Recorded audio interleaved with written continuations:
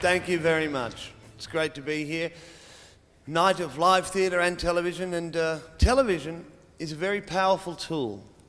But then again, so is Eddie Maguire.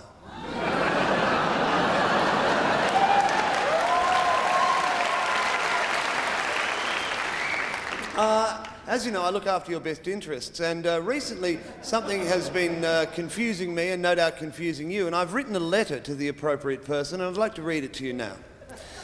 Dear Mr. Arnott, recently, while on an extended stay in country Victoria, I found myself confronted by a packet of your famous barbecue shapes. After a small time of reflection, I decided to sample a few of your wares, as I had often heard people praise them, and I had read of their quality in over 2 different interstate newspapers. Upon removing 3 of your biscuits from their container, I was struck by the fact that while uniform in shape, they resembled in no way any barbecue that I had ever seen. And trust me, I've seen hundreds. I was puzzled. A wave of relief washed over me as I realised that, oddly, the barbecue reference in the name Barbecue Shapes referred not to their shape at all, but to their taste. Ah, how easy it is to confuse something's taste sensation with its 3-dimensional physical form. I then ate the biscuits, first one, then another, and then, not surprisingly, the third. With each, I was hit by an alien sensation. In no way did they resemble any barbecued produce that I had ever consumed.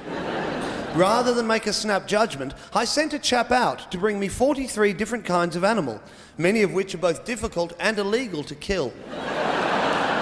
I then barbecued and consumed each animal individually. Sadly, none of them resembled your product at all, Mr. Arnott. Finally, thinking laterally, I deduced that your product may in fact taste like an actual barbecue unit.